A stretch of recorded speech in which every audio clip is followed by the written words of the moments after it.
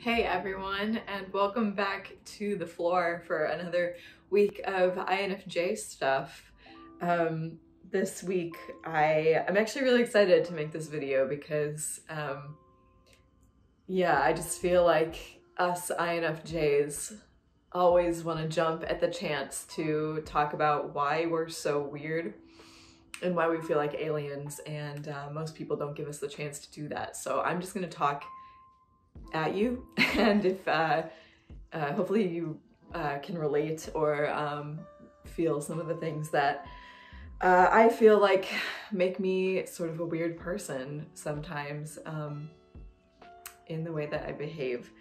So I feel like the trope is often that like INFJs aren't from this world and they're alien, and I kind of mulled that over a little bit, and while I like the sentiment, I don't know if that's true, but it does kind of feel like being a person is our second language or something. And like, I find myself watching other people, like observing them intently to see like, how do the normal people behave? Like, how do I like act and look and come off the way that they do so that I can fit in and feel normal and like I don't know, so that the humans will accept me as one of their own. It's really ridiculous, but I'm sure some of you feel the same way. So anyway, the first thing that I have on my little list is jumping ahead or jumping to conclusions and making distant connections in a conversation. I often find that when I'm in a group and I don't know, we're on some kind of train, my introverted intuition will sometimes go into the data that I've stored in there, and you know, whatever the last thing was said, I will kind of follow the dots in my web to something way off out there in the distance, and then that will be the thing that I say out loud. And I can be a real conversation halter sometimes. It doesn't happen all the time because like I think I figured out how to regulate that a little bit, but yeah, I think of my brain like this. The way that my brain looks is like this web, like a star map in 3 dimensions, and everything's kind of connected to everything else. And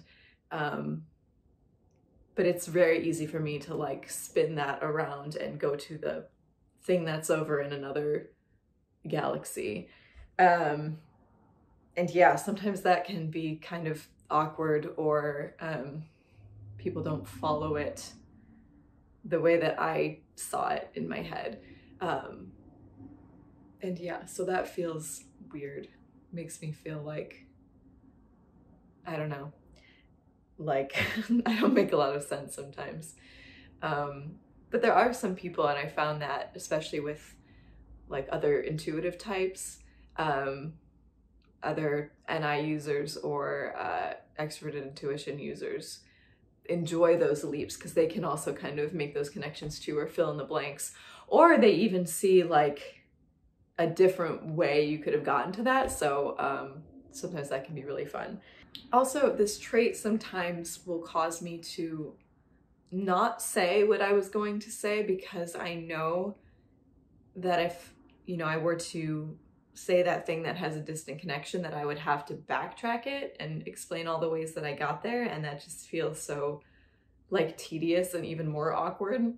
So sometimes I feel like that will just hold me back from saying anything at all, because like, I don't know what's worse. It's like being seen as quiet and boring, or just being odd because you made this weird connection that no one else saw and they don't get it, and then you have to explain the joke or explain yourself. I don't know. In that same vein though, I also find that I can if we're talking about something deeper, you know, if we get one of those chances where we're actually peeling back the layers and talking about something with more substance, that I'm very good at getting to the heart of what we're talking about.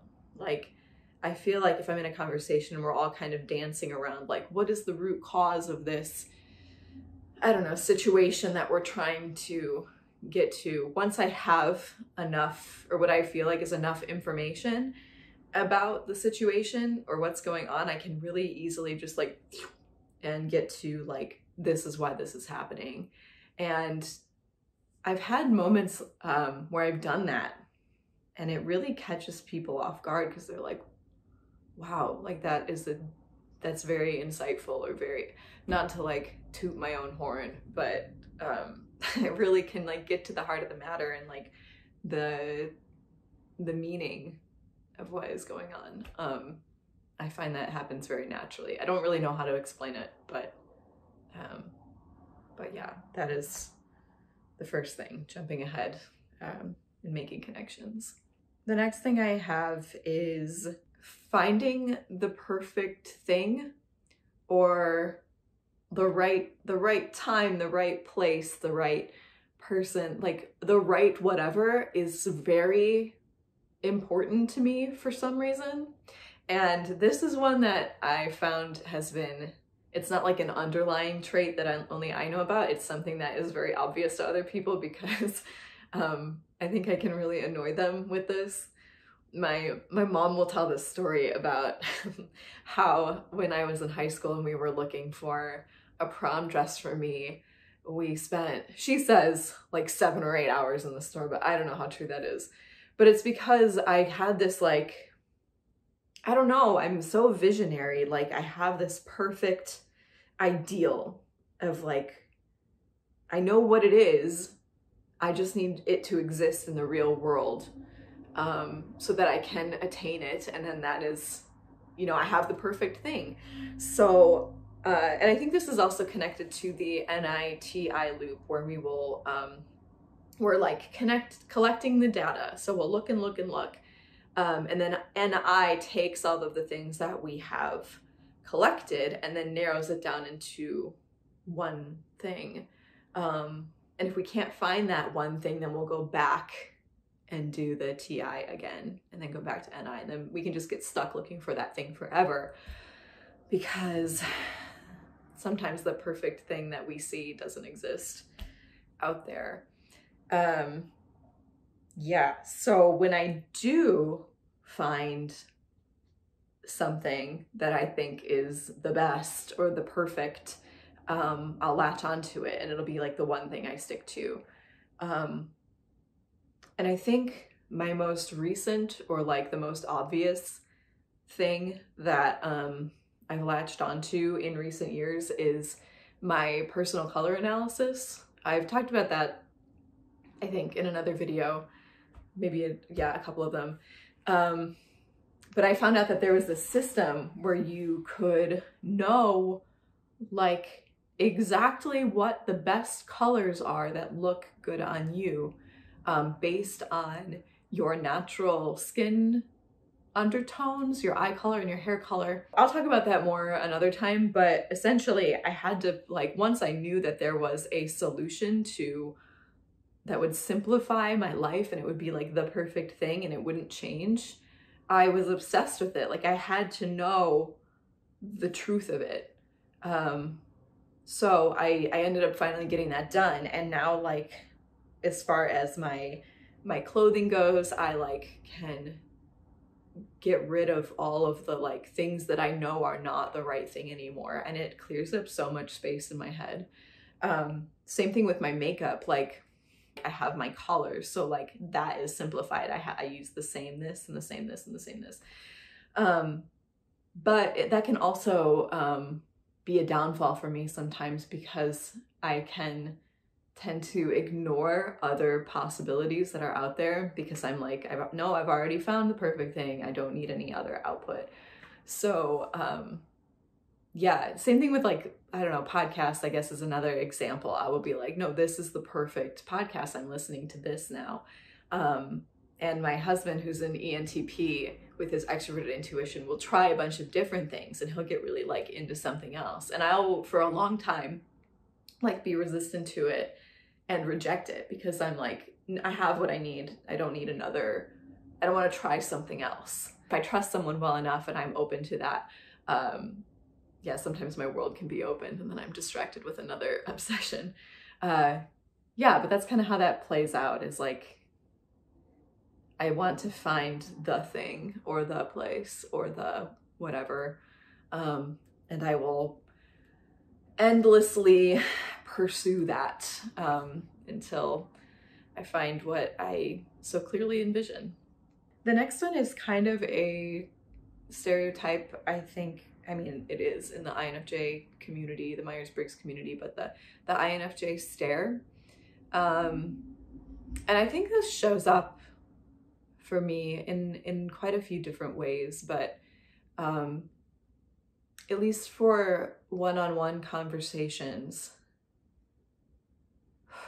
it almost seems like when I'm with someone, it's almost like I'm really open to their being and I'm reading more into what they're saying.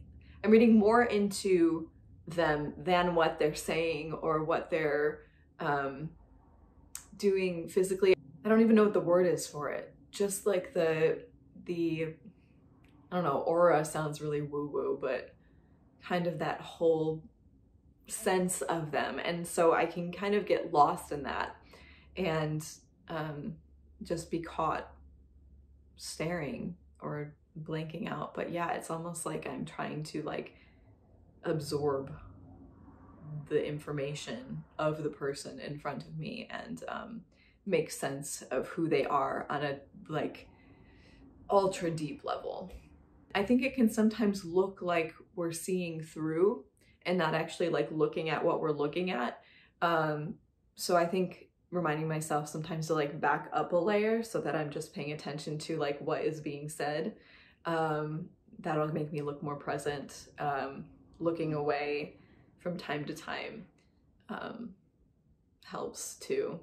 This seems really odd that someone would have to think about this or explain that. But like I said, it's like, it feels so alien. You kind of have to like talk yourself through how to just be a regular human. I've had people like when I was younger and I didn't realize I was doing it. I didn't know I was an INFJ and you know, I didn't have much of an explanation for why I was the way that I was, but I would have people like catch me doing it and be like, why are you looking at me? And I would just be like interested in them because I saw something under the surface, and so I was trying to read that, but I didn't realize that I was being so obvious about it. So another thing that has shown up, and I like this one a lot because the INFJ is sometimes nicknamed the advocate. The stereotype is that INFJs are like the therapist type of the group, or go into that profession often. I don't know how true that is, but I like to call it radical advocatism, because this is the only way that I've really seen it show up in my life. I have this like need and this like pull to stand up for the underdog and like say something when no one else will. And I can get like fiery angry when I see someone being walked over or taken advantage of or like stabbed in the back. And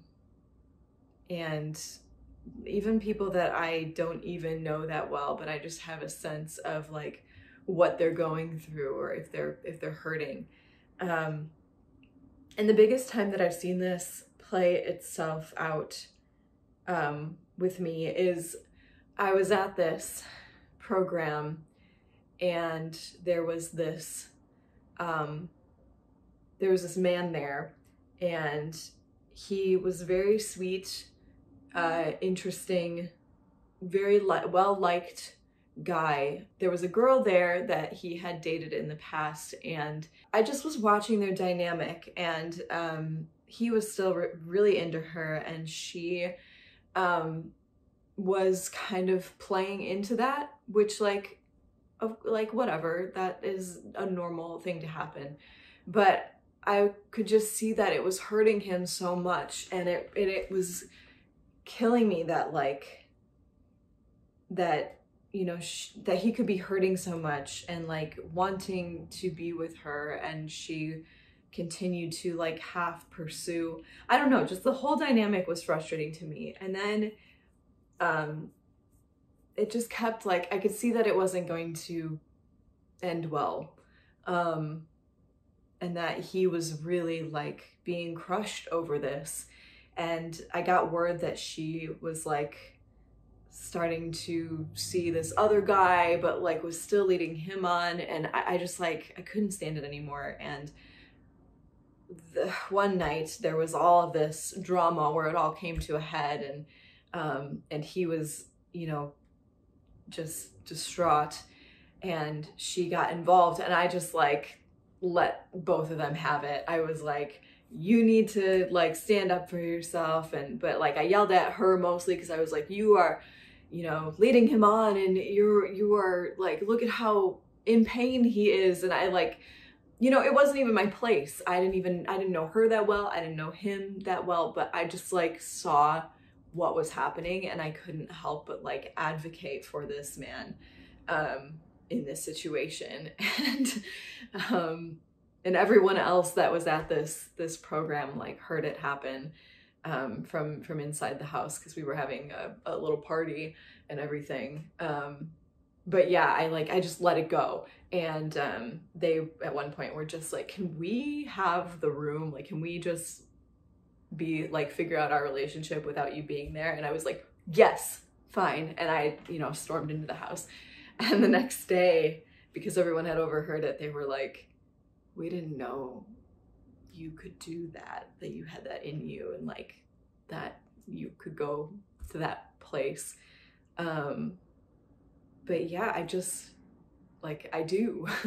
I feel like we can be so quiet and reserved, and we can be people pleasing, and we don't step on toes. But when we see toes being stepped on of someone that is in some way an underdog or incapable of standing up for themselves for whatever reason, I just like, I feel so passionately that I have to step in and do something or say something, or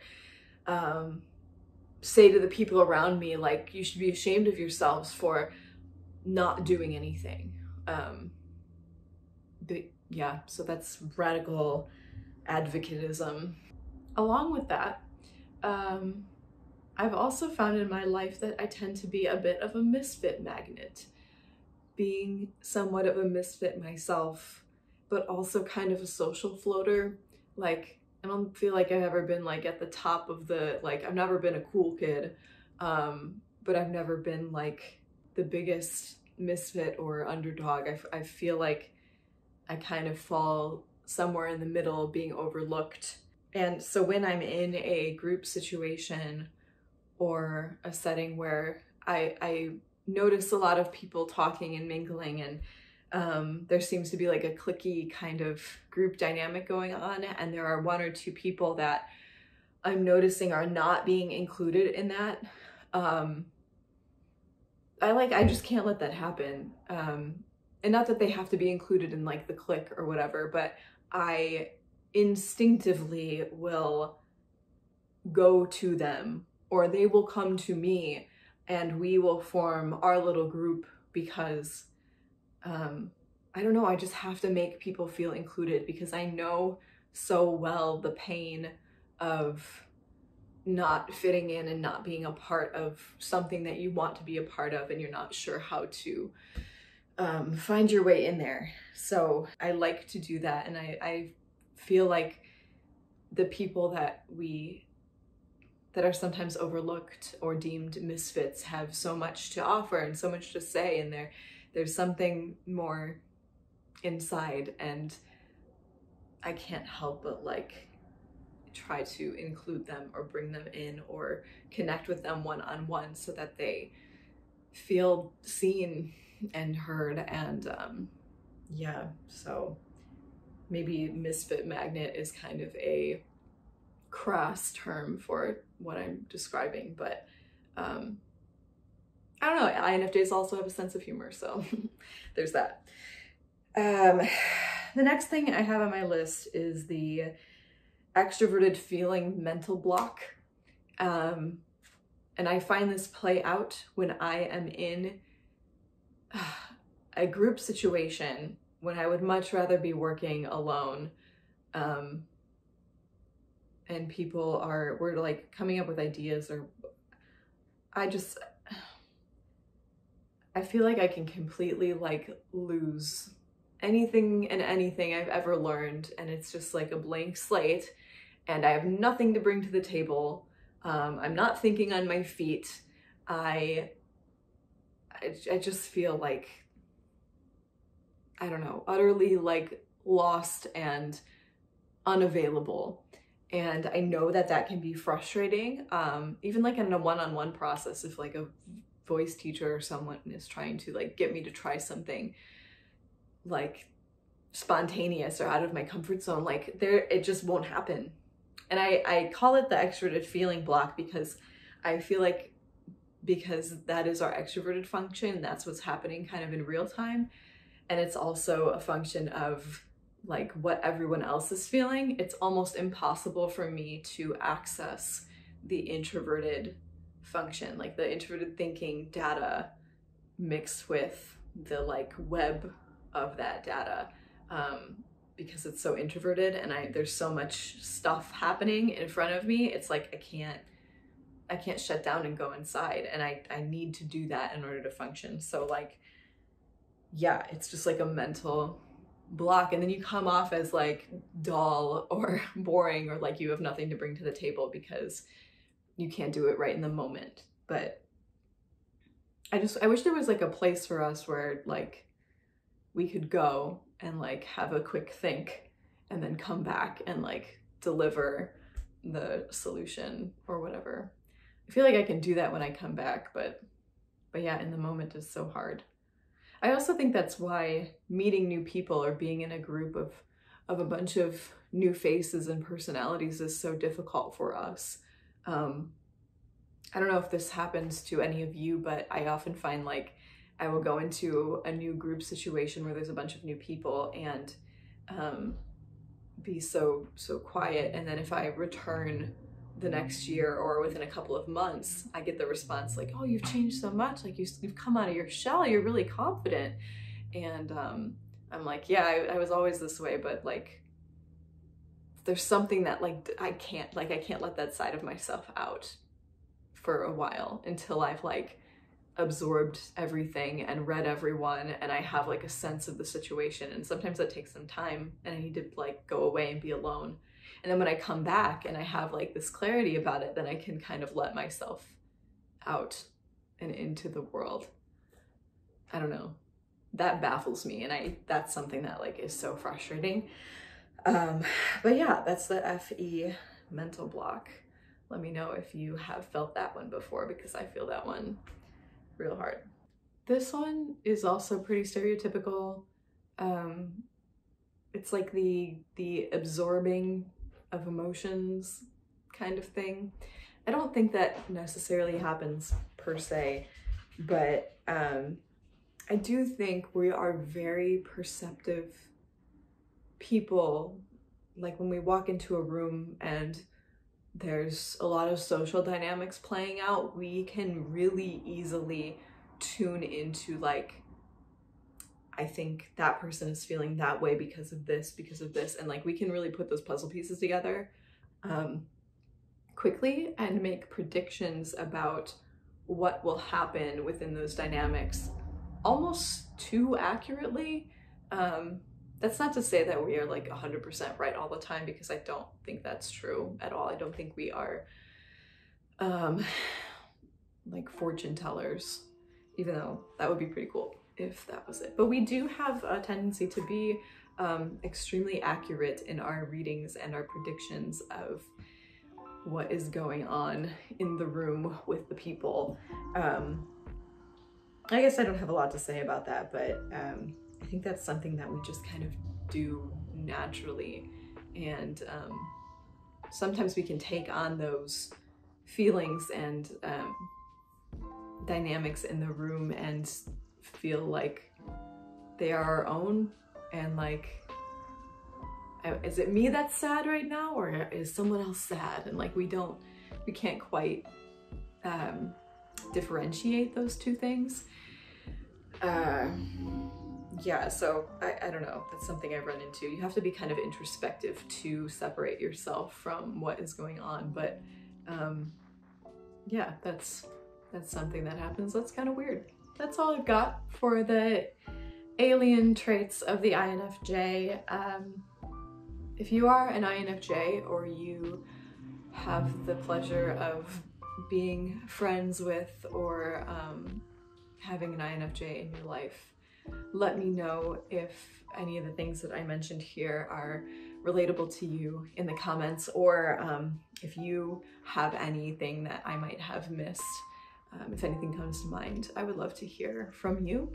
And if you're back again, or if you're here for the first time, if you would consider subscribing to my channel, I would appreciate it very much. I'm planning on making more INFJ things, maybe some music related things, and definitely more gaming videos. So thank you for watching this video, and stay weird, INFJs. I will see you next week. Bye.